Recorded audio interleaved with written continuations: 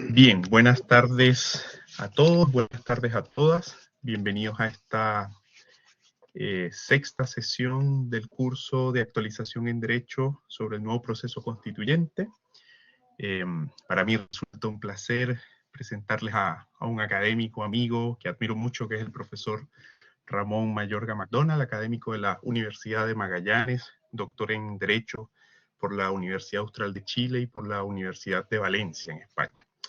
Le hemos solicitado al profesor Ramón que desarrolle el módulo relativo a descentralización y participación política en el anteproyecto elaborado por la Comisión de Expertos y Expertas. Ya ustedes están familiarizados con la dinámica. La idea es que el profesor desarrolle su exposición en una hora aproximadamente, luego abrir un espacio de tiempo para preguntas y comentarios. También, Ramón, si te parece, eh, pueden plantear sus preguntas y comentarios a través del chat o haciendo uso del micrófono durante la clase, si tú lo estimas conveniente, y ahí ir generando quizás un diálogo y una revisión en el momento de algunos de los puntos que se estén desarrollando. Si eso te parece, eso también lo podemos implementar. Y te dejo avanzada la clase, les voy a facilitar a través del chat el enlace de acceso al formulario de asistencia para que puedan registrar su asistencia. Ramón, te dejo en el uso de la palabra. Bien, muchas gracias, estimado Luis. Muy buenas tardes a todos y a todas. Me sumo a las palabras del profesor Palacios, a quien igualmente estimo y admiro mucho. Hemos sido compañeros, ¿cierto?, en el programa de doctorado en Derecho de la Universidad Austral, así que es un excelente académico y le agradezco la invitación a participar de este curso de actualización sobre esta temática que nos ha tenido, ¿cierto?, envueltos los últimos años, que es la discusión constitucional, ahora en una nueva etapa, ya que es el actual proceso que se está desarrollando y que hace algún par de semanas, ¿cierto?, tiene al nuevo Consejo Constitucional discutiendo este anteproyecto. Yo espero, ¿cierto? Espero, estimo, creo que si llega a prosperar esta propuesta constitucional, lo más seguro es que en el futuro la historia constitucional chilena considere todo este proceso que hemos vivido desde el año 2019 como un solo proceso constitucional, finalmente. Han sido distintas etapas, han sido distintos órganos, la discusión ha estado allí, digamos, presente en la agenda pública y esperamos que esta sea un segundo tiempo, digamos, y definitivo, que producto de esta discusión podamos tener una nueva constitución. Es por lo menos mi convicción interna y espero que sea así. Así que, dicho eso, realizados los saludos, efectivamente, como mencionó el profesor Palacio, yo soy académico de la Universidad de Magallanes, de tal manera que estoy el día de hoy conectándome desde la ciudad de Punta Arenas, donde tenemos una hora más que en el resto de Chile continental, así que me decía hace un rato el profesor Palacios que voy a estar conectándome aquí desde el futuro un poco, son cerca de las 7 de la tarde, o ya son más de las 7 de la tarde aquí en Magallanes. Así que en esta sesión, que entiendo que es la sexta, puede ser, de este curso de actualización, la Sí. idea es que abordemos dos temáticas, ¿cierto? Dos temáticas que, estando en principio separadas la una de la otra, están igualmente intrínsecamente unidas y vinculadas, como es el caso de la participación política, de los mecanismos de democracia participativa y el de la descentralización, que se relaciona fundamentalmente con el modo en que el poder político se ejerce, distribuye y se ejerce a lo largo del territorio de un Estado. Así que van a ser las dos temáticas que vamos a estar abordando en la sesión de hoy. Pueden, digamos, reservar sus comentarios o intervenciones para el final, como decía el profesor Palacios, o bien, entre medio también podemos ir comentando, discutiendo algunos asuntos que resulten de su interés, como ustedes prefieran. Ya en ese sentido no tengo una limitación para optar por una u otra modalidad. Más que todo, mi idea, mi propósito es modestamente, ¿cierto? Modestamente presentarles estas temáticas algunos de los aspectos principales de este anteproyecto constitucional, de tal manera que, producto de esta exposición que yo pueda realizarles, tengamos ocasión de conversar y de discutir, de analizar algunos aspectos que puedan resultar llamativos o bien desde un punto de vista crítico, en fin, lo dejamos abierto, ¿bien? Así que, dicho eso, brevemente presentarles cuál va a ser la estructura de esta sesión. Fundamentalmente dos partes tiene mi exposición o mi presentación o mi clase, en fin. Una relativa a las principales innovaciones que el anteproyecto constitucional tiene en materia de participación política, la introducción de mecanismos de democracia participativa ausentes del texto constitucional de 1980, y por otra parte, las innovaciones que este anteproyecto constitucional tiene igualmente en materia de descentralización, de forma de Estado, y cómo es que contribuye o no a, de alguna manera, la transferencia de potestades públicas desde el centro hacia la periferia, hacia las regiones, provincias, comunas que forman parte y que integran el territorio nacional. ¿Bien? Esas van a ser las dos principales secciones que estructuran esta clase. De antemano me excuso un poco si de repente tengo un poco de tos. Me imagino que al igual que muchos o muchas de ustedes me he visto un poco afectado por los virus, por los virus respiratorios en las últimas semanas, así que tengo un poquito de tos, así que me excuso por lo mismo desde ya. Bien, dicho eso, comencemos haciendo algunas referencias a las principales innovaciones o novedades que trae este anteproyecto constitucional en materia de participación política. Bien, tanto respecto a este tema como al que abordaremos luego en materia de descentralización, tenemos que partir de un cierto punto de partida que es el diagnóstico. Y en el caso de la participación política, por supuesto, tenemos ahí un diagnóstico bastante evidente y bastante claro, que en la última década, ¿cierto? La democracia chilena ha experimentado preocupantes cifras de participación electoral por parte de la ciudadanía en los distintos procesos a los cuales ha sido convocada a pronunciarse.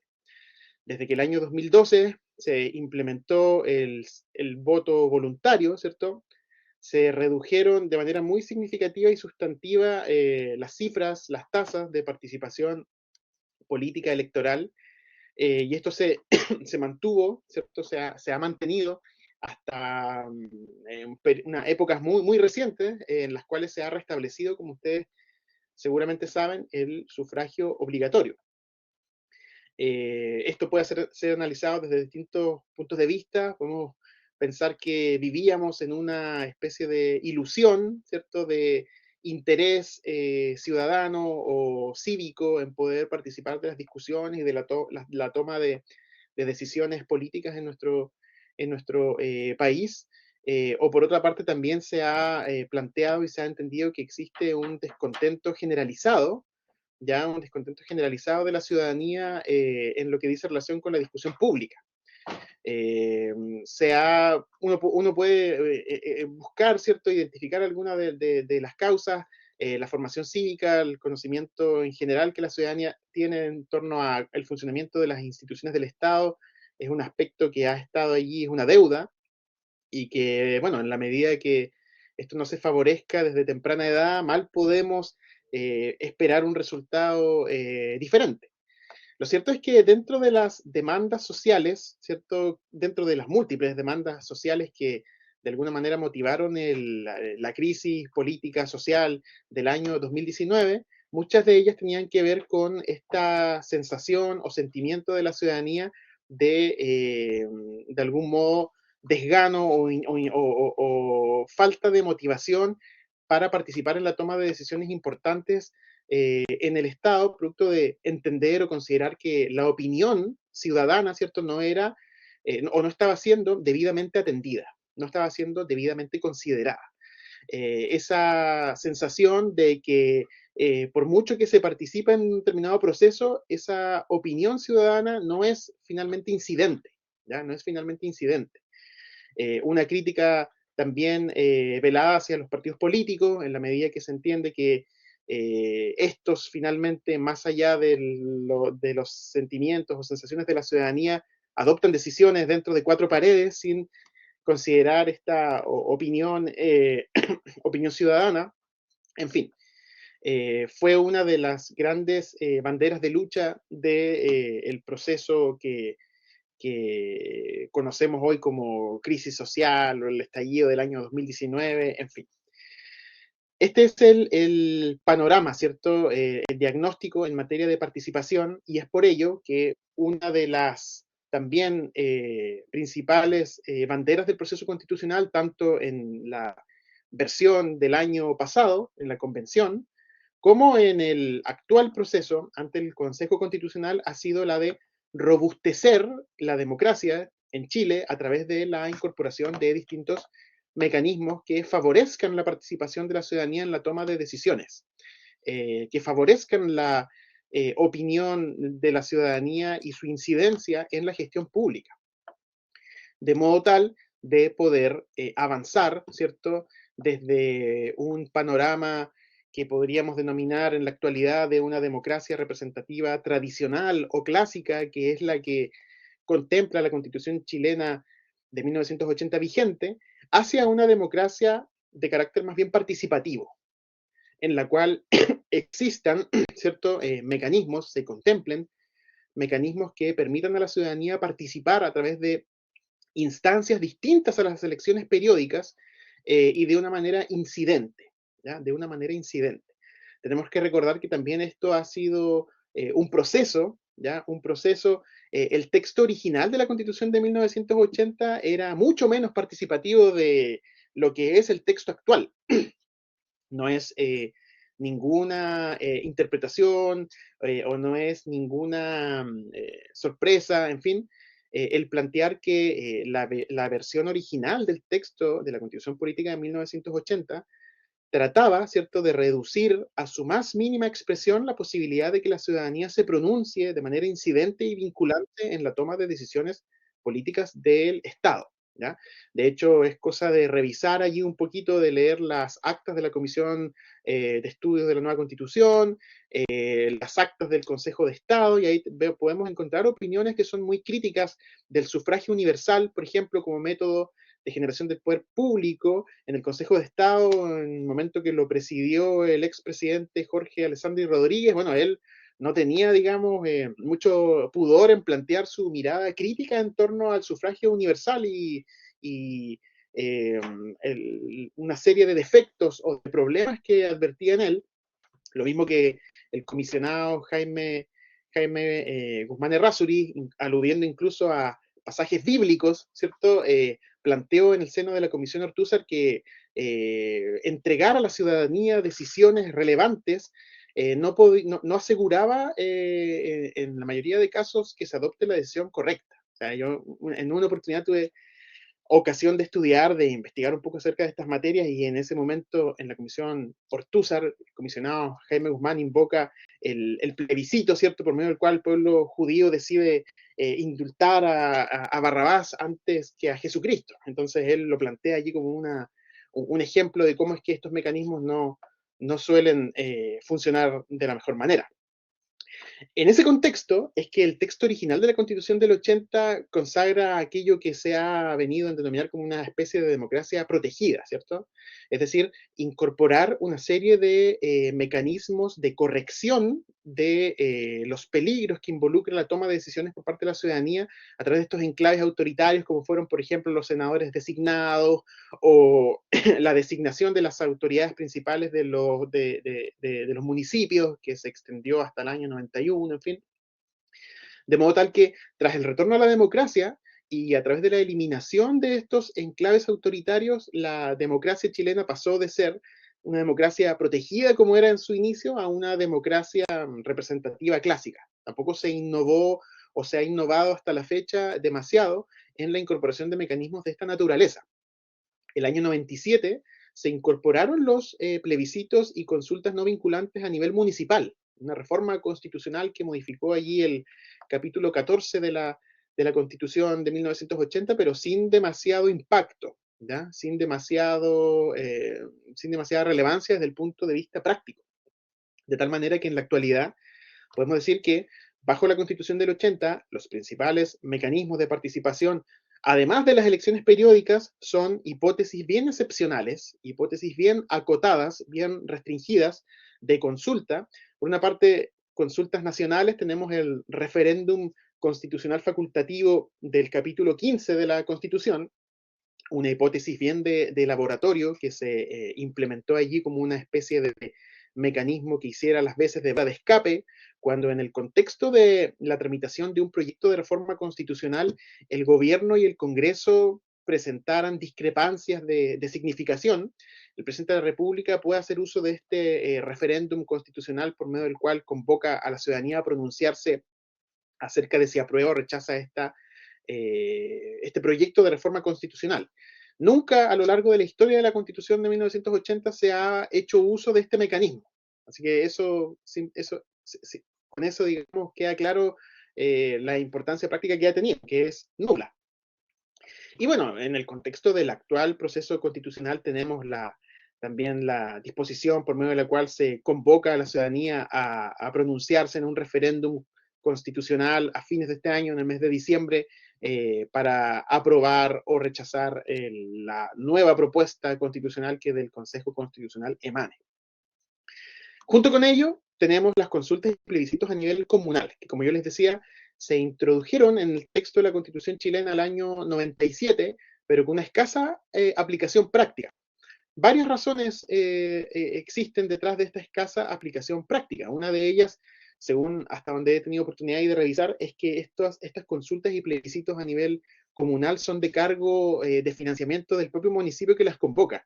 Y por supuesto que realizar una consulta, un plebiscito, involucra un gasto significativo. De modo tal que en los hechos, en la práctica, han sido muy pocos municipios a lo largo de estos 33 años de democracia en Chile, y bueno, en realidad desde el año 97, así que mucho menos, 25 años, en fin, que han convocado estas consultas, fundamentalmente aquellos que, entre comillas, pueden darse el lujo de utilizar parte de su presupuesto en realizar estas consultas.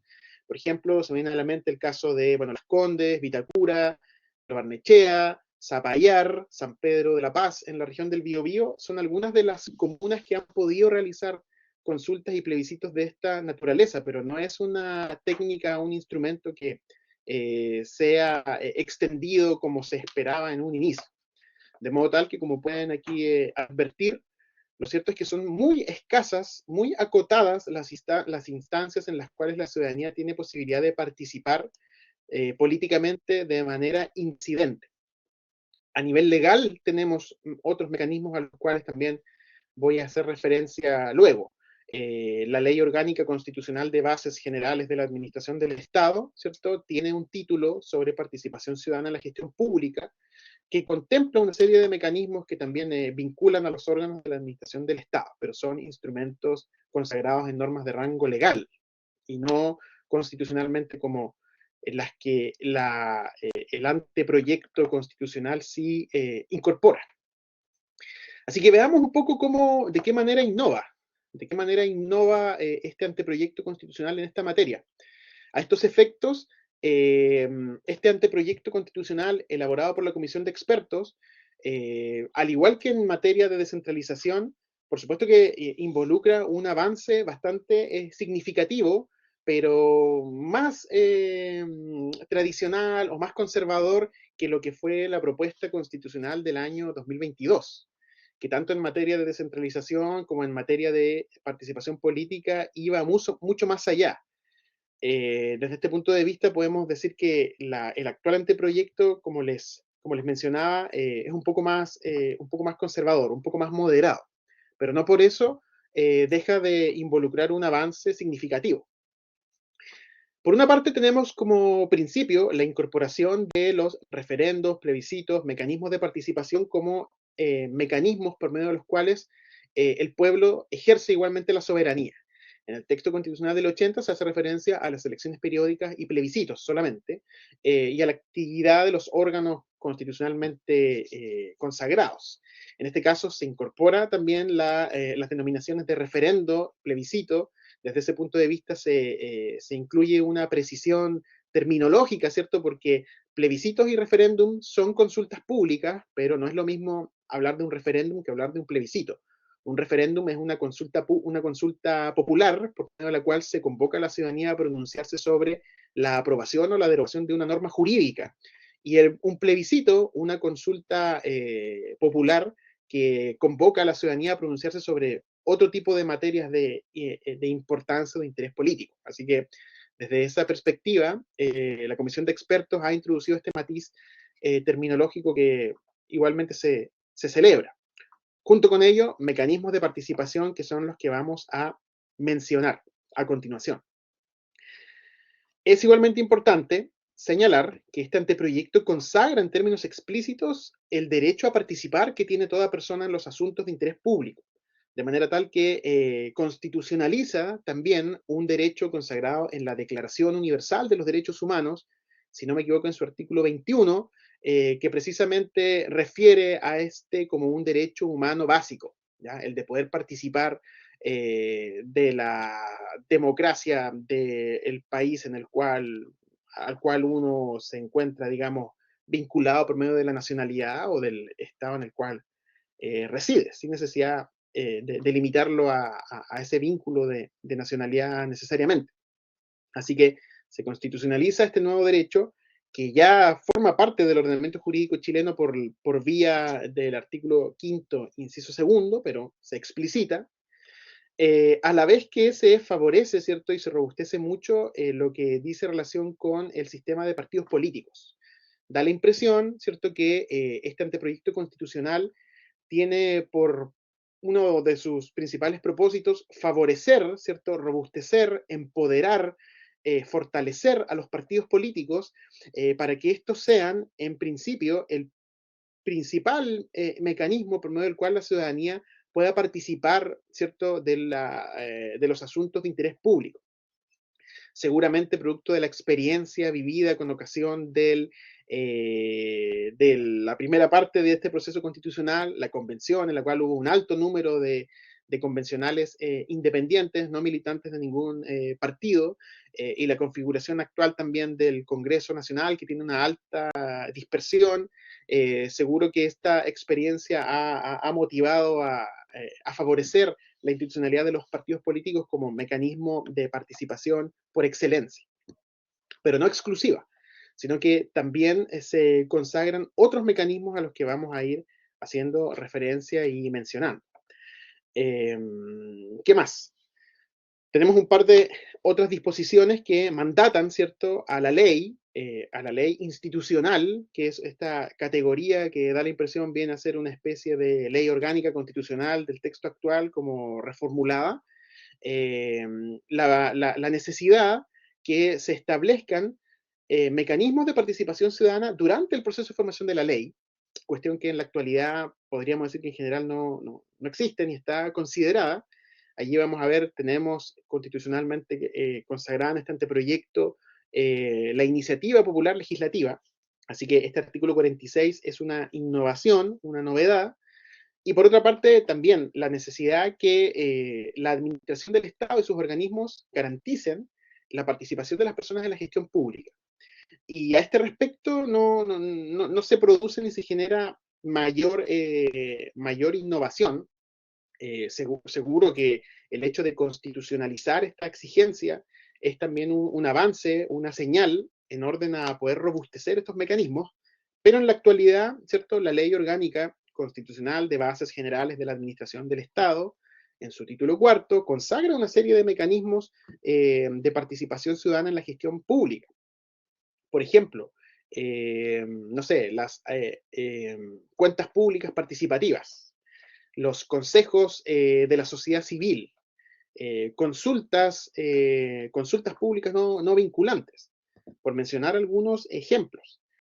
Ahora, podríamos discutir o estar más o menos de acuerdo en la efectividad que han tenido estos mecanismos y en también las críticas de que son objeto.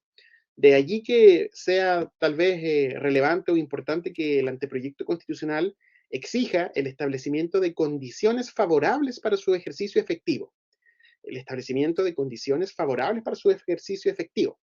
Da la impresión que hay allí como un guiño o un llamamiento de atención al hecho que bajo la actual legislación no siempre estos mecanismos favorecen una participación efectiva de la ciudadanía, por motivos que se pueden indagar. Puede que no se realicen los esfuerzos suficientes o que la información no baje de manera adecuada a la población y no se entere de la existencia de estas instancias, en fin. El tema es que el anteproyecto establece ahora una exigencia de manera mucho más robusta. Bien, ¿cuáles son los mecanismos participativos que el texto del anteproyecto establece? Por una parte, plebiscitos regionales o locales, en el marco, y esto conecta con lo que vamos a hablar luego, en el marco del robustecimiento también de la descentralización, del proceso de descentralización y de los gobiernos regionales y los municipios, el anteproyecto constitucional contempla, ¿cierto?, la existencia de estas consultas populares, por medio de la cual los gobiernos regionales o los municipios pueden convocar a la ciudadanía a pronunciarse sobre alguna cuestión de interés político que se encuentre dentro del ámbito de sus competencias. Así que son plebiscitos que se contemplan no como meras consultas no vinculantes, sino que como consultas cuyos resultados de alguna manera obliguen a gobiernos regionales y a municipios a adoptar, ¿cierto?, lo que de dicha consulta se pueda concluir u obtener en lo que dice relación con la opinión ciudadana. En ese sentido, también hay allí una reserva de ley, a efecto de que sea la ley que regule el ejercicio de este mecanismo, la que establezca el quórum correspondiente y otros requisitos para que proceda este pronunciamiento vinculante.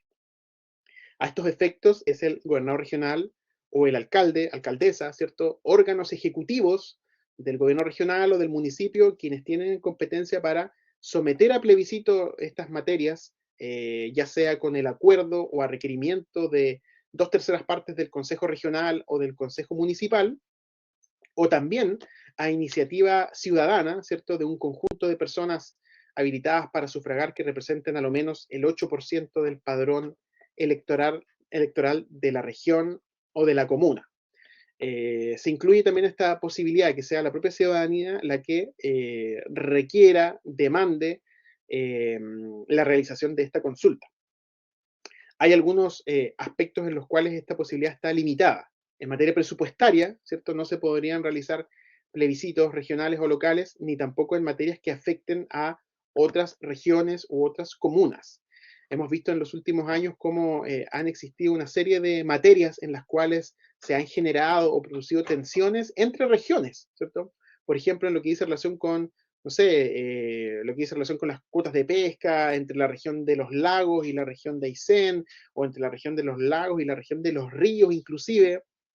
Así que no es, digamos, descabellado pensar que fortaleciéndose o robusteciéndose los gobiernos regionales y las administraciones locales puedan también producirse ciertas tensiones o conflictos o diferencias entre regiones, provincias o comunas del territorio nacional. Entendemos entonces este primer mecanismo, plebiscitos regionales o locales. Tenemos luego la iniciativa popular legislativa, ¿ya?, y también la iniciativa popular de derogación de ley, como mecanismos, ¿cierto?, derechos constitucionalmente consagrados en este anteproyecto y que permiten a la ciudadanía reunir, ¿cierto?, apoyos para presentar un proyecto de ley que pueda ser discutido en el Congreso Nacional, o bien de solicitar la convocatoria a un referéndum por medio del cual se plantee o formule la derogación total o parcial de una norma jurídica. Esto es una novedad, ¿cierto? Una novedad completa en la tradición constitucional chilena, podríamos decir. A diferencia de los plebiscitos que veíamos con anterioridad, que ya tienen un reconocimiento acotado, ¿cierto? Solo en materia municipal. En esta materia se amplía la convocatoria, se amplía también las temáticas que podrían discutirse en el marco de estos plebiscitos también a los gobiernos regionales, pero en lo que dice relación con las iniciativas populares legislativas no tenemos ese antecedente. Es un mecanismo del todo original en lo que dice relación a la historia constitucional chilena. De manera tal que en los artículos 47 y 48 de este anteproyecto se establecen la posibilidad, ¿cierto?, que un grupo de electores equivalente al 4% del padrón, no superior a 6, puedan presentar una iniciativa popular legislativa ante cualquiera de las cámaras del Congreso, una iniciativa popular legislativa de carácter formulado, es decir, presentando las ideas matrices, presentando el articulado, ya no solamente una idea vaga, ¿cierto? O etérea, sino que algo estructurado, formulado, en fin. Y por otra parte, la posibilidad de también requerir o solicitar por parte de un cierto porcentaje del padrón electoral que corresponde al 3%, una iniciativa de derogación total o parcial de una ley ante el servicio electoral para que reuniendo, ¿cierto?, apoyos que no pueden ser inferiores al 7 ni superiores al 12% del último padrón electoral, se convoque por parte del CERVEL a un referéndum por medio del cual la ciudadanía pueda pronunciarse si apoya, si respalda o no esta derogación total o parcial de una ley, ¿ya? Este es un segundo mecanismo participativo en Templa en el proyecto de nueva Constitución. En tercer lugar, tenemos también otra instancia original, ¿ya? Es bastante original y a mí me parece muy interesante este tercer mecanismo que el anteproyecto contempla, que es el de los foros de deliberación ciudadana. El de los foros de deliberación ciudadana, es decir, instancias por medio de las cuales, ¿cierto?, se delibera, se formulan recomendaciones de carácter consultivo por parte de un conjunto de ciudadanos sobre materias específicas de debate público, y lo más importante o lo más interesante u original de este mecanismo es el hecho que los ciudadanos o ciudadanas que participen de estos foros de deliberación serán seleccionados de manera aleatoria, ¿ya? Es decir, de prosperar la introducción de este mecanismo, podríamos estar en presencia de esta originalidad en la historia constitucional chilena de incorporar instancias de participación de ciudadanos a través del sorteo, ¿ya? A través del sorteo. Tal y como ocurría en la democracia ateniense, ¿cierto? La posibilidad que por medio del sorteo, de manera aleatoria, ciudadanos, ciudadanas puedan ser convocados a participar de estas instancias para discutir y formular recomendaciones a los órganos del Estado en la toma de ciertas decisiones de interés público, ¿ya? De ciertas decisiones de interés público. Así que no deja de ser interesante que se incorpore esta posibilidad, aunque ciertamente de manera voluntaria. Es decir, el texto del anteproyecto no establece como obligatorio o como una exigencia la participación de estos foros de deliberación ciudadana en caso que un ciudadano o ciudadana sea aleatoriamente seleccionado, ¿ya? Aleatoriamente seleccionado. Ya para concluir esta primera parte relativa a las innovaciones o mecanismos de participación, tenemos las audiencias o consultas públicas. Audiencias públicas, consultas públicas no son instrumentos de participación del todo originales en el derecho público chileno, ¿cierto? Si bien es cierto, a nivel constitucional no se encuentran consagradas bajo el texto de 1980, en el derecho administrativo interno sí lo están. Les mencionaba el caso de la Ley Orgánica Constitucional de Bases Generales de la Administración del Estado, cuyo título cuarto contempla las consultas públicas. Y de hecho hay órganos del Estado que realizan consultas públicas para, digamos, tener en antecedente la opinión ciudadana sobre la realización de ciertos proyectos que se encuentran ejecutando, Por ejemplo, yo he tenido oportunidad de participar allí de algunas consultas públicas que realiza el Serviu, el Servicio de Vivienda y Urbanismo, qué sé yo, para el mejoramiento de un espacio público, de un parque, de una avenida, y en ese contexto he podido participar de algunos como estudios de opinión o encuestas. Ahora, yo quizá, como tengo interés un poco en esas materias, me ha podido llegar de manera más directa esa información, pero me da la impresión que la ciudadanía participa muy poco de estas instancias, de manera tal que el hecho que el anteproyecto constitucional tienda a favorecer también y contemple de manera explícita la necesidad de establecer estas consultas o audiencias públicas en el marco de la toma de decisiones o elaboración de normas de carácter general, como dice el artículo 49, no deja de ser algo positivo, ¿ya? No deja de ser algo positivo. Ahora, en términos generales, en términos macro, es un avance, ¿cierto? No hay duda que la incorporación de estos 4 mecanismos a los que hemos hecho referencia es un avance muy significativo. Ahora, que estos mecanismos prosperen, ¿cierto? Y que de alguna manera puedan calar hondo en la democracia chilena va a depender también de muchos otros factores que no dependen exclusivamente del texto constitucional. De la manera en que estas leyes institucionales que regulen el ejercicio de estos mecanismos favorezcan la participación, de, el éxito de las plataformas y a estos efectos las nuevas tecnologías, no hay duda que también son una herramienta indispensable para una democracia moderna. La forma en que estas nuevas plataformas puedan también acercar a la ciudadanía estos mecanismos de participación y muy, muy importante, favorecer la educación cívica, la formación ciudadana desde los niños y niñas en adelante, que puedan conocer la importancia de participar de las discusiones de la deliberación pública. Así que, por mucho que este anteproyecto incorpore estos mecanismos, y eso es muy valioso y se celebra, por supuesto que el éxito de estos va a depender también de otros factores que luego podríamos también comentar o discutir, o también en qué medida estas regulaciones podrían fortalecerse o robustecerse. Hay mecanismos de participación que entiendo, si no me equivoco, estaban en el anteproyecto del año pasado, que aquí no se han incluido, por ejemplo, que tienen relación con la revocatoria popular del mandato representativo de ciertas autoridades, es decir, la posibilidad de que se convoque también a una consulta o plebiscito por medio de la cual la ciudadanía se pronuncie acerca de si concluir anticipadamente el mandato de una autoridad electa por la ciudadanía. Eso no es algo que esté en este anteproyecto, pero si alguien quiere comentar o discutir, podríamos también hacerlo, no deja de ser interesante. Bien, con esto terminamos la primera parte y para no, digamos, exceder demasiado del tiempo, vamos a ir a la segunda.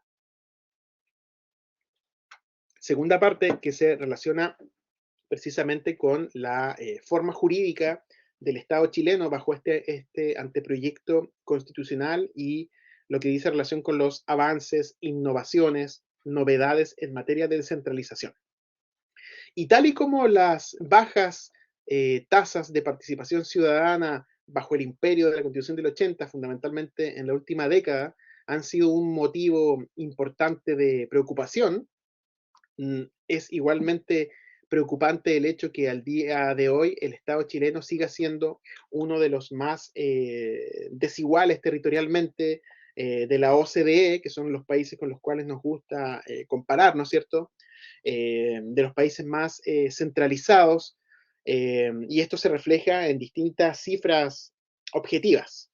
Por ejemplo, en lo que dice relación con las tasas de gasto subnacional, apenas un 12% del presupuesto público es ejecutado directamente por gobiernos regionales y municipios, ¿ya?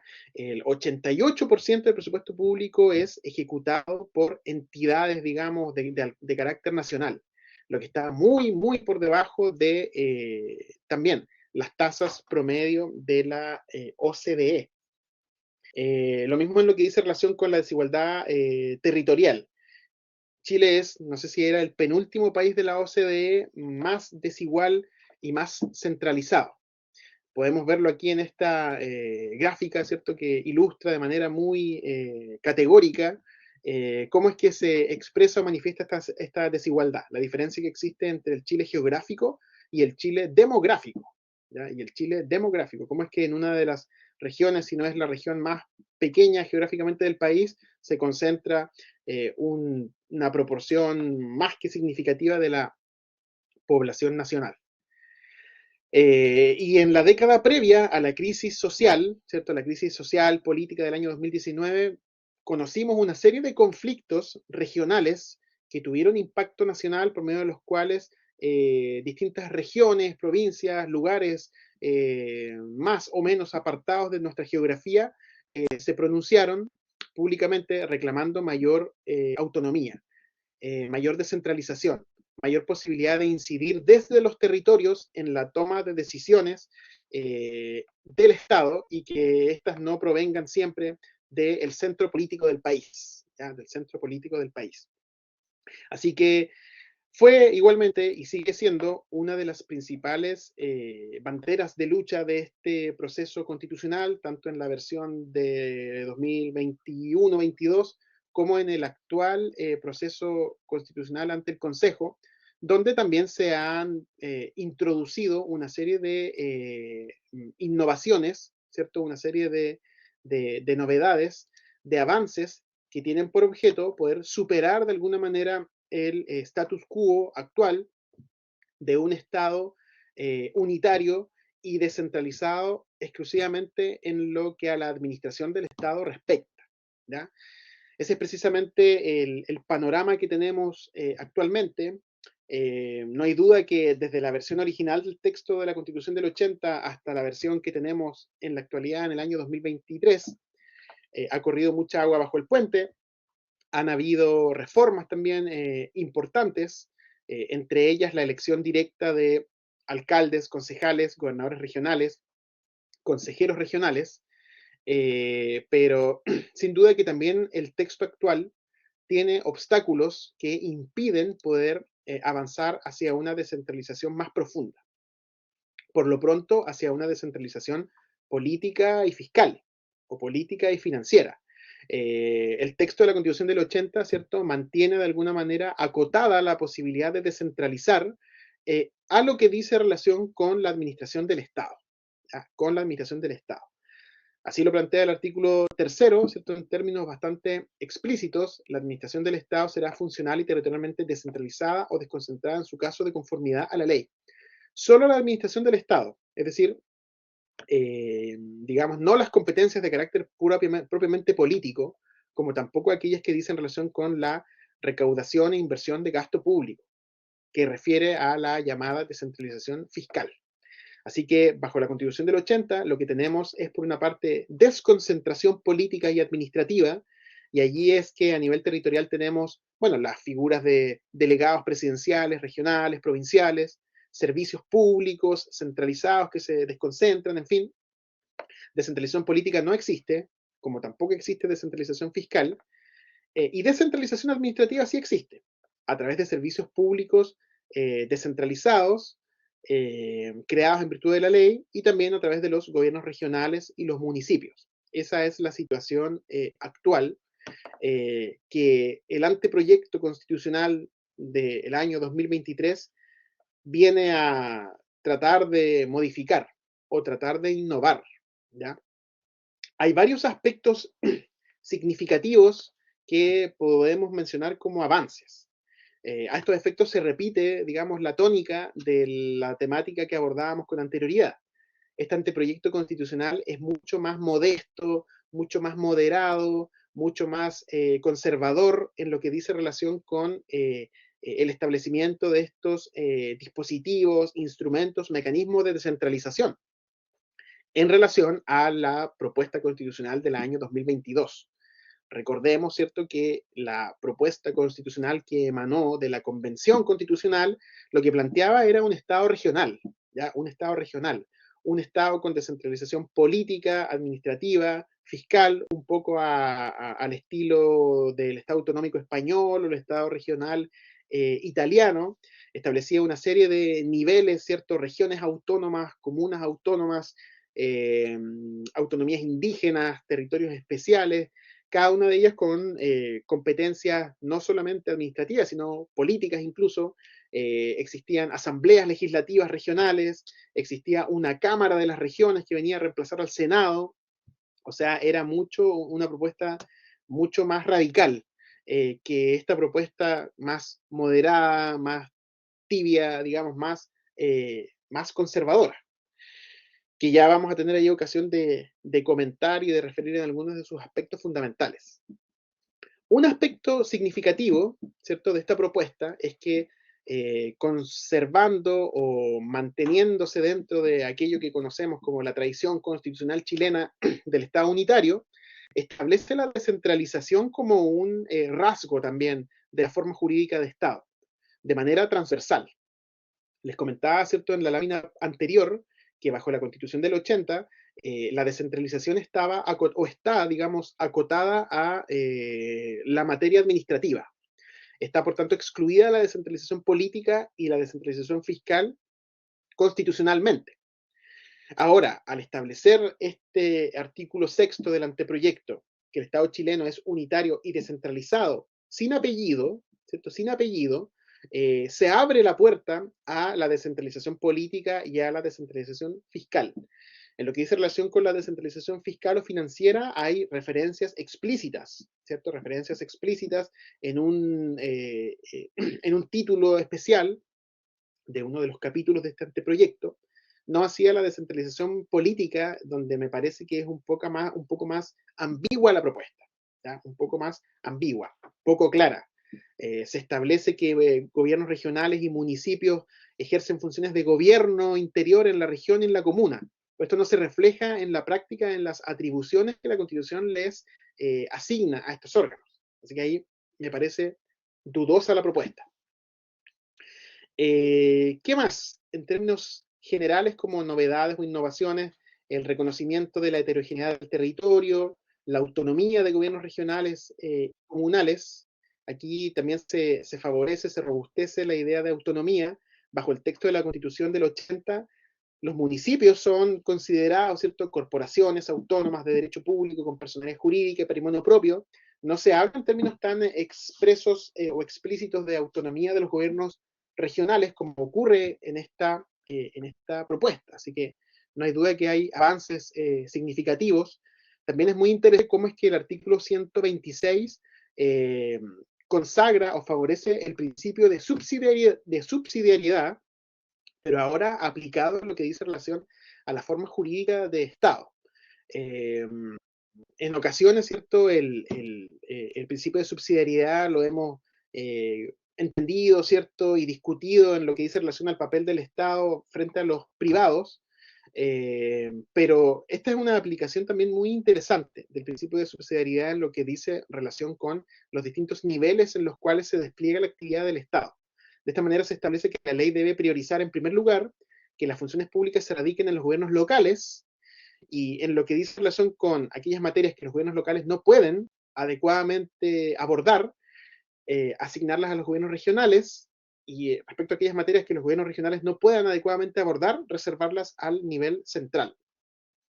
Es una forma distinta de aplicar en la práctica este principio de subsidiariedad y que no deja de ser interesante considerar.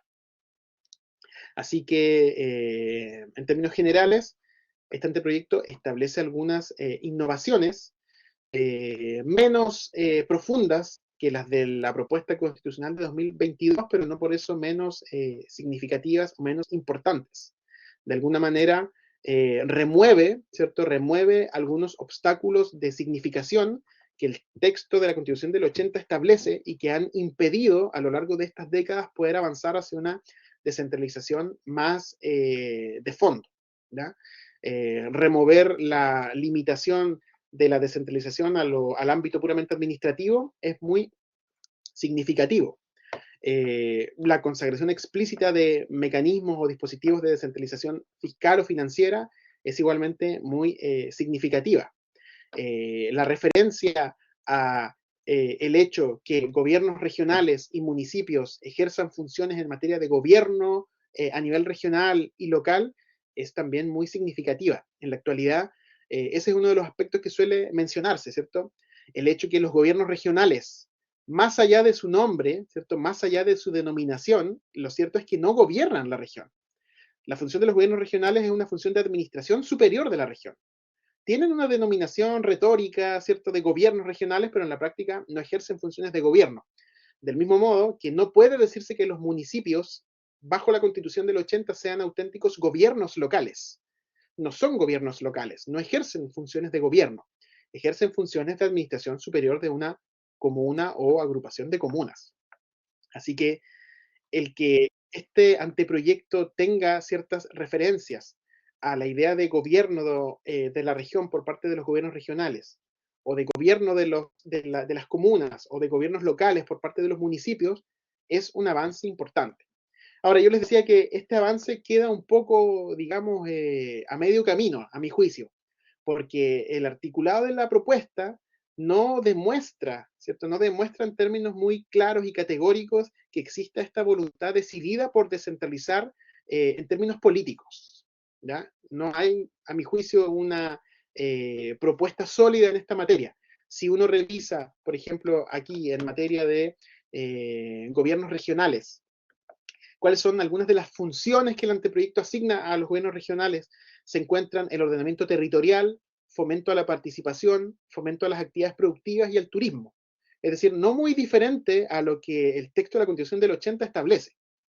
Ahora, queda abierta la puerta, ¿cierto?, a que por medio de la ley se transfieran otras competencias o se consagren, se reconozcan otras atribuciones a los gobiernos regionales, y eso permitiría quizá el reconocimiento de algunas otras competencias en materia de gobierno de las regiones, ¿ya?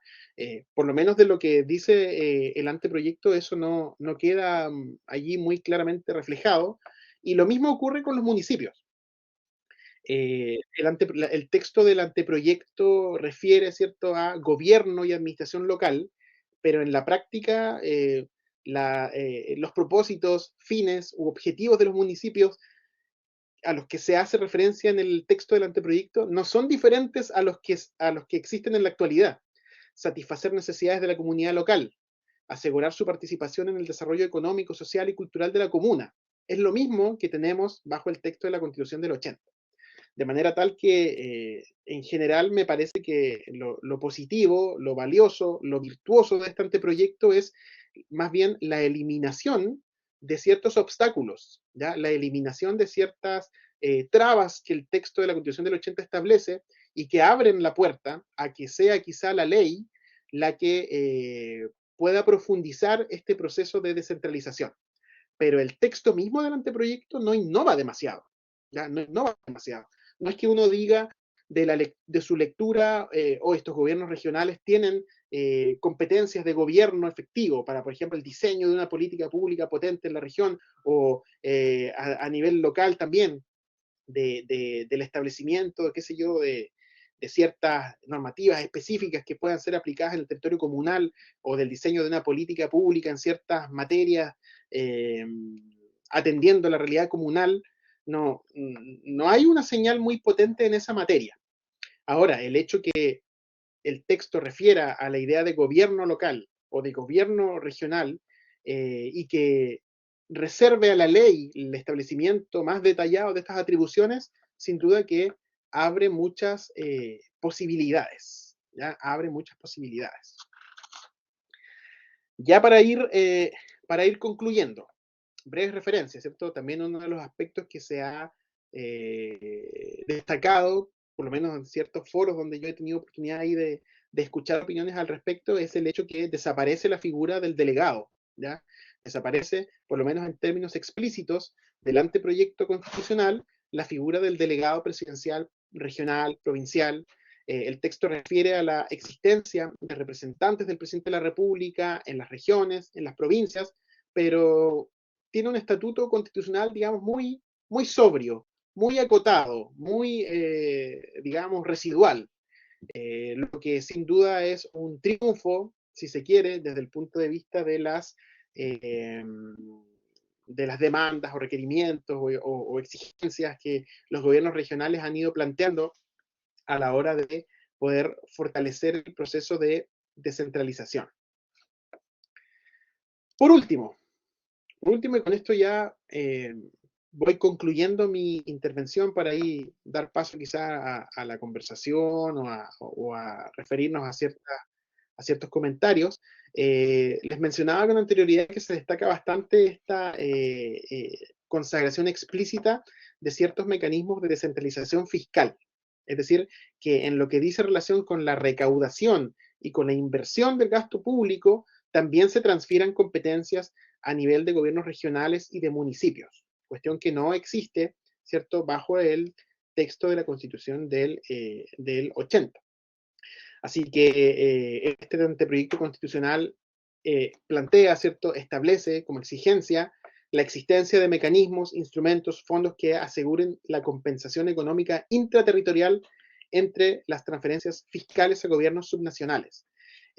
A nivel de principios, ¿cierto?, se plantea la necesidad de favorecer la solidaridad entre regiones, provincias, comunas que integran el territorio nacional, de modo tal que dentro de algunos de estos mecanismos específicos, este artículo 141 plantea mecanismos de financiamiento basal, ¿cierto?, de entidades regionales, municipales, territorios especiales, la posibilidad que exista un financiamiento de carácter permanente, glosas presupuestarias estables para financiar las actividades de estos organismos, ¿cierto?, y que junto con ello puedan establecerse mecanismos de solidaridad basados en equidad territorial. En la actualidad tenemos, qué sé yo, el Fondo Común Municipal, si no me equivoco, como un instrumento que podría adscribirse a esa línea, pero que el texto del anteproyecto tiene por objeto, ¿cierto?, robustecer o favorecer la consagración de nuevos mecanismos de solidaridad basados en la equidad territorial, como también mecanismos compensatorios por externalidades negativas de respecto de aquellas regiones, provincias o comunas que, por ejemplo, sean consideradas zonas de sacrificio medioambiental, ya que sabemos que también se han adoptado medidas tendientes a resolver estas situaciones anómalas que existen en ciertos territorios que en la práctica han operado como zonas de sacrificio, pero el texto del anteproyecto también favorece que respecto de esos territorios, que por medio de las actividades económicas que allí se desarrollan y que tienen un impacto, por ejemplo, en la calidad de vida o qué sé yo, en el medio ambiente de un determinado lugar, puedan existir compensaciones producto de estas externalidades. Junto con ello, y con esto ya concluyo, digamos, mi exposición, la propuesta de anteproyecto establece la posibilidad que la ley autorice la aplicación de sobretasas a ciertos tributos que gravan actividades o bienes de identificación regional o comunal por parte de los gobiernos regionales o los municipios, como también el hecho de que ciertos tributos que tengan naturaleza regional o municipal puedan beneficiar a las regiones o comunas en que el obligado ejerce su actividad comercial o industrial. Aquí tenemos esa discusión que, bueno, yo sin ser experto en materia tributaria, he tenido ahí oportunidad también de escuchar, que refiere a el hecho que las empresas tributen, ¿cierto?, en el territorio donde efectivamente realizan sus actividades de carácter extractivo, como la minería, la pesca, en fin, la industria forestal, y que eso pueda tener una significación a nivel territorial. Que las regiones que de alguna manera facilitan o proveen del desarrollo de ciertas actividades económicas puedan recibir una recaudación especial por parte de aquellos agentes privados que realizan dichas actividades en un determinado territorio. Así que eso en términos generales, estimado profesor Palacios, y me parece que he estado ahí más o menos dentro del tiempo que estaba considerado. De manera tal que agradezco y supongo que daremos ahí paso a la fase participativa de la sesión. Sí, ¿me escuchas? Sí. Muchas gracias, Ramón, por la clara exposición y, por supuesto, por asumir el reto de desarrollar en una hora de clase aspectos que habitualmente abordamos durante un semestre o más, ¿no? Y además hacer este ejercicio de evaluar el contenido de una propuesta que en este momento está en confección, en el marco de la discusión del Consejo Constitucional. Antes de pasar a las preguntas, les recuerdo a los participantes que en el chat se encuentra disponible el enlace de acceso a el control de asistencia para que puedan registrar su participación en esta sesión. Hay algunas preguntas en el chat, otras que me han remitido mediante mensajería interna de la plataforma. Allí pregunta Espenja: ¿la descentralización y la redistribución podría ayudar a disminuir la desigualdad entre las regiones? Vale, vamos ahí abordando las distintas intervenciones y desde luego también, digamos, invito al profesor Palacio que si tiene cualquier aporte, que son siempre muy interesantes sus opiniones, que las pueda también ahí compartir de considerarlo oportuno.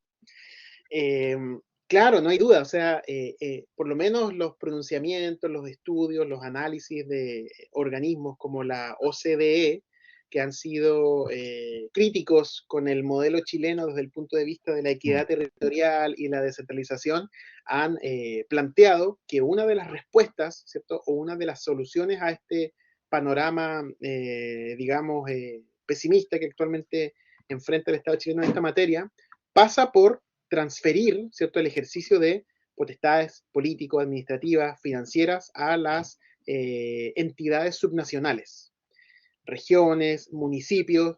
Probablemente no sea la única solución, pero sí es una de las medidas, digamos, indispensables para poder disminuir la desigualdad entre regiones. Escuchaba yo hace un par de semanas también en un conversatorio que se realizó sobre este anteproyecto constitucional, que, bueno, esto no ha tenido, digamos, en los últimos años mucha recepción por parte de aquello que conocemos como la clase política, ¿cierto? Durante el gobierno durante el segundo gobierno de la presidenta Bachelet, ¿cierto? Se convocó a una comisión asesora presidencial en materia de descentralización que formuló, si no me equivoco, 90 propuestas en esta materia, de las cuales 10 estimó como esenciales, como fundamentales para poder avanzar en esta materia, y de las cuales apenas 3 fueron aprobadas, o 3 vieron la luz a nivel legislativo.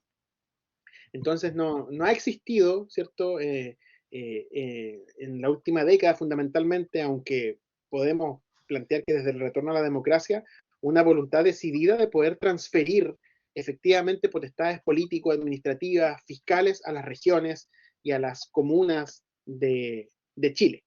Por supuesto que siempre el ejercicio de redistribuir el poder es complicado para quienes lo ejercen en la actualidad, y eso ha quedado ahí bastante en evidencia en la forma en que se ha manifestado este proceso y la discusión de estas iniciativas. Y Sebastián Dávila comenta: lo del artículo 6 de la propuesta es muy relevante para que las regiones puedan adoptar lineamientos económicos estratégicos. Y agrega: ojalá se mantenga la ventana abierta. Claro, yo espero lo mismo que Sebastián. Efectivamente, si bien el artículo 6 de la propuesta es una disposición de principios, ¿cierto? De principios constitucionales que no profundiza ni detalla demasiado el régimen en esta materia, sí supera, ¿cierto?, algunos obstáculos que el texto actual tiene. Por ejemplo, a la hora de plantear la descentralización como un rasgo del Estado chileno en términos generales, sin acotarla necesariamente a lo que refiere a la descentralización administrativa, ¿cierto? Abre la ventana a la descentralización política, abre la ventana a la descentralización fiscal o financiera, lo que es sin duda muy destacado, muy significativo. Es uno de los rasgos que yo creo más relevantes de la propuesta en esta materia. Esbeña pregunta: profesor, ¿cree que falta más checks and balance en el ámbito de descentralización? Bueno, es una pregunta muy interesante, ¿cierto? ¿Cómo es que por medio de esta propuesta, de este anteproyecto constitucional, avanzamos también en esa materia para los países, por ejemplo, para los Estados Unidos, que se organizan bajo un esquema federal? El federalismo es la forma jurídica de Estado que favorece en mayor medida la libertad de los ciudadanos, no solo desde el punto de vista de la separación de poderes en términos verticales, digamos, sino que también en términos horizontales. O al revés, perdón, no solo en términos horizontales entre poderes ejecutivo, legislativo, judicial, sino que también en términos verticales entre el nivel nacional, el nivel regional, provincial, local. Así que hay muchos puentes que pueden tenderse entre la descentralización y otros principios importantes de un Estado constitucional democrático, ¿cierto? Por ejemplo, entre descentralización y democracia, cómo es que la descentralización también favorece la participación política, el hecho que las autoridades estén más cerca de los gobernados y que esto favorece o fomenta la participación, la discusión en los territorios donde se adoptan las decisiones que rigen para, digamos, esos mismos territorios, y también en lo que dice relación con el Estado de Derecho y el principio de separación de poderes. Pienso yo que la descentralización, un modelo de descentralización no solo administrativo, sino que también político, favorece a que exista un adecuado control de la actividad de los órganos del Estado entre sí, ¿cierto? Favorecen estos frenos, contrapesos, no solamente entre gobierno, congreso, sino que frenos y contrapesos tal vez también entre gobiernos regionales y gobierno nacional, entre municipios y gobiernos regionales, entre gobiernos regionales y Congreso Nacional, en fin, entre las distintas relaciones que pueden darse en el ámbito de la orgánica constitucional.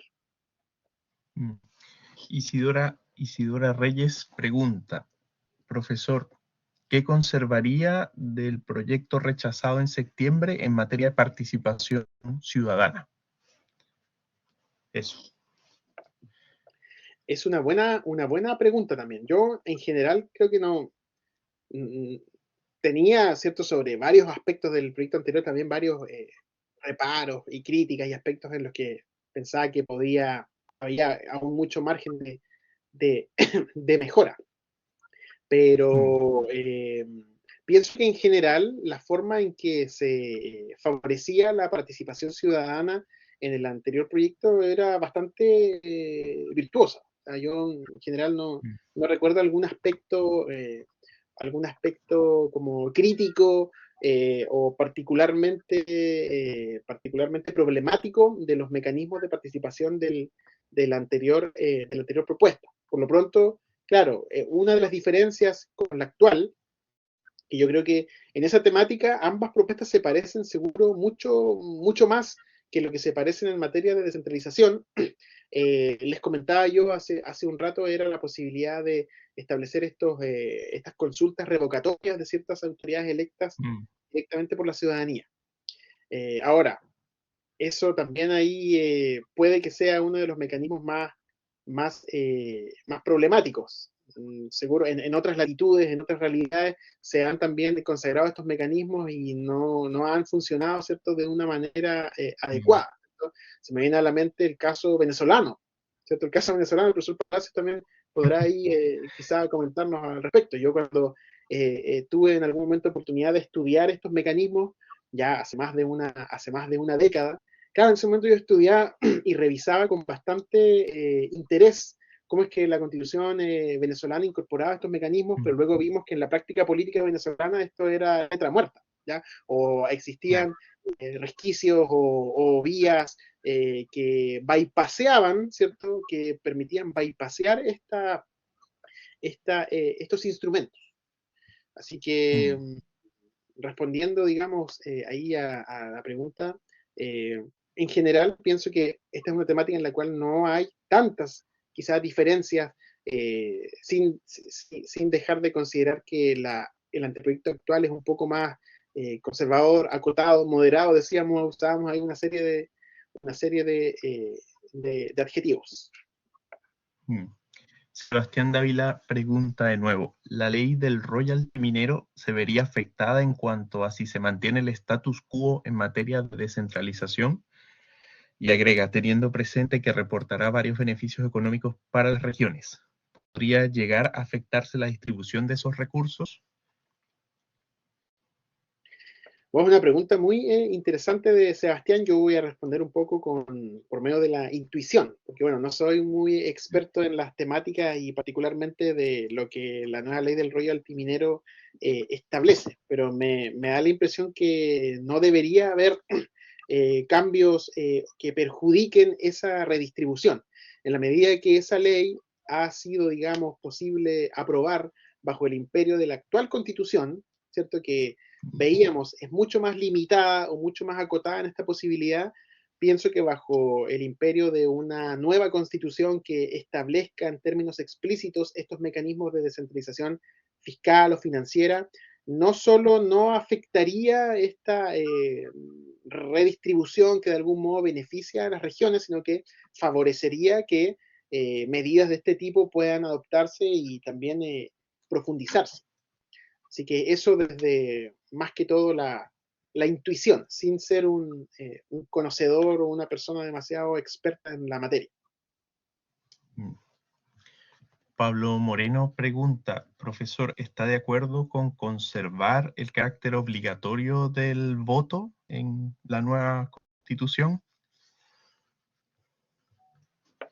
Bueno, ese también es uno de los aspectos que, bueno, no mencioné ni referí explícitamente, pero en materia de participación política, ¿cierto? Uno de los rasgos del sufragio, eh, además de incorporar una nueva característica que es la idea del sufragio informado, ya que de momento no está presente en el texto de la Constitución del 80, además de incorporar junto con la idea del voto, ¿cierto?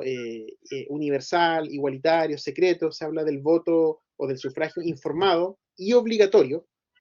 Eh, Aquí tenemos cierta discusión, o cada quien puede tener una opinión. Yo soy de la idea de favorecer el sufragio obligatorio. O sea, me, o sea, sintonizo mejor con esa idea. Me representa mejor el hecho que en una democracia, ¿cierto?, contemporánea, los ciudadanos tengan también ciertos deberes o responsabilidades que asumir en lo que dice relación con la determinación de los destinos comunes al interior de de una sociedad.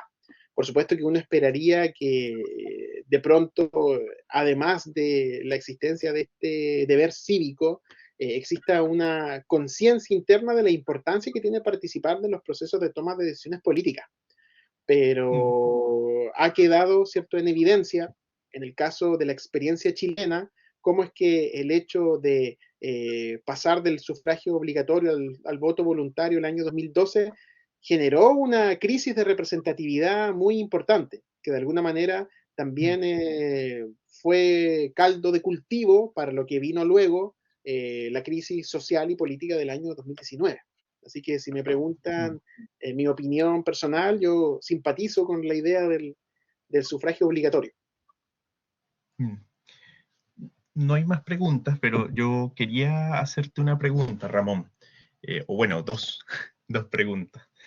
Hace muy poco tuve la oportunidad de participar en un diálogo autoconvocado y en el diálogo autoconvocado abordamos lo relativo a participación ciudadana y de la apreciación que expusieron las personas con las que pude participar, personas de, de todo Chile, de distintas profesiones o actividades, eh, al menos todos ante la pregunta de los mecanismos de participación, concluimos si es que estos mecanismos, el riesgo que hay respecto a estos mecanismos a que los requisitos sean realizables o alcanzables, ¿no? Porque, claro, algunos veían como excesivos, por ejemplo, los porcentajes que ya se anuncian en el anteproyecto para activar determinados mecanismos.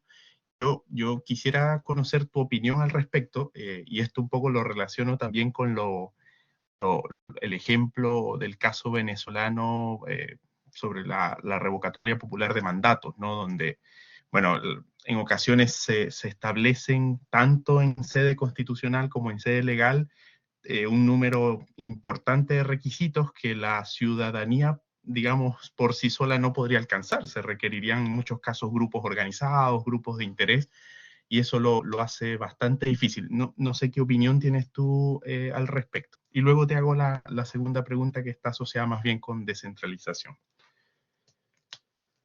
Interesante la pregunta, Luis, porque efectivamente yo creo que ese es como uno de los nudos críticos que dicen relación con la posibilidad de favorecer el ejercicio de estos mecanismos. Me da la impresión que en la propuesta constitucional de 2022 las exigencias para el ejercicio de estos mecanismos eran un poco más laxas, ¿ya? O eran un poco, digamos, menos altas que las de este anteproyecto. Entonces, ese es como uno de los grandes peligros o una de las grandes amenazas a que estos instrumentos de participación ciudadana acaben convirtiéndose en pura retórica o letra muerta. Lo hemos visto, ¿cierto?, en las últimas instancias que han tratado de favorecer en mayor medida la participación ciudadana.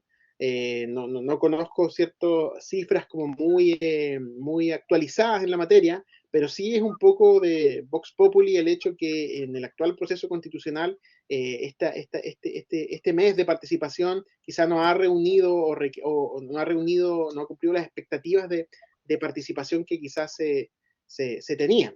¿Ya? En el proceso anterior había un poco más no sé, de ánimo ciudadano de poder participar de la discusión, pero aún así me da la impresión que no se reunirían quizá tampoco los requisitos o las exigencias de este anteproyecto. Porque efectivamente, como bien señalas, Luis, es alta la exigencia. Pensemos que se habla, qué sé yo, del 7 o 8% del padrón electoral en un sistema con voto obligatorio, con inscripción automática, ¿cierto? Es un número muy, muy significativo de personas. Y si se considera que la forma, por ejemplo, para patrocinar estas iniciativas populares legislativas o estas propuestas de derogación total o parcial de normas serán a través de dispositivos o plataformas que el servicio electoral establezca para tal efecto, claro, queda sin duda ahí la interrogante en torno a si qué tan masiva será la participación y si se podrá o no eh, reunir los apoyos para su ejercicio. Me queda a mí también la duda en torno a si estos instrumentos, tal y como están consagrados en la actualidad, podrían correr la misma suerte que corrieron bajo la Constitución del 80 los plebiscitos comunales o las consultas comunales, que se plantearon allí y se establecieron como una instancia de participación, pero que en la práctica no han tenido un papel muy residual o muy excepcional. Sí, o sea, de hecho yo observo en el marco de este mes de la participación, coincido con tu apreciación respecto a cierto desinterés y también desconfianza, ¿no?, en cómo se está produciendo, pero también queda en evidencia, por ejemplo, esta exigencia de 10.000 adhesiones para que una propuesta sea discutida por las comisiones del Consejo Constitucional, y uno observa un poco la dinámica en el portal web de la Secretaría de Participación y evidentemente las propuestas que son promovidas por grupos, bueno, que son grupos de interés por lo general, son las que alcanzan, digamos, y superan, ¿no?, con creces el número de adhesiones. Estoy pensando, por ejemplo, en esta agrupación de Yo Apoyo a Carabineros de Chile, que promovió la incorporación en el texto de la modificación del anteproyecto, una norma relativa a la legítima defensa, o un Estado sin pitutos de un grupo, un centro de pensamiento bien conocido. Ellos son los que están alcanzando entonces las iniciativas de, por ejemplo, una junta de vecinos o una iniciativa individual. Es poco probable que alcancen, digamos, ese número de adhesiones en este contexto, ¿no? Y me temo que eso podría también configurarse en un escenario, digamos, frente a una eventual nueva constitución con esas características, ¿no? Sí, Sí, sí. sí. Adelante. Ya, una última pregunta, Ramón, y era precisamente respecto a descentralización, porque tú señalas que aunque se declara Estado unitario y descentralizado sin apellidos, lo cual es una ventaja, digamos, desde el punto de vista de la interpretación posterior, pero luego señalas que en la práctica, digamos, en la parte orgánica, no se declaran, digamos, atribuciones que dialoguen con esa modificación del principio. ¿Tú podrías como profundizar en esa idea?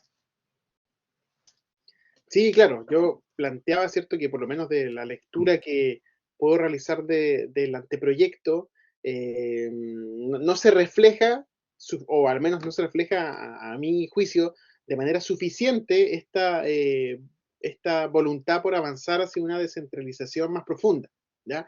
Porque si bien es cierto, se han removido ciertos obstáculos, por ejemplo, al establecer que el Estado es unitario y descentralizado a secas y no solo descentralizado en términos administrativos, eh, esa sola fórmula ya permite, ¿cierto?, que la forma jurídica de Estado chilena se asemeje a ciertos otros modelos que sí avanzan en materia de descentralización política, como es el caso, escuchaba ahí en algunos comentarios, intervenciones, por ejemplo, el caso colombiano, me parece, que siendo un Estado unitario tiene ciertos dispositivos de descentralización política, o incluso el caso francés, con también las críticas a las cuales de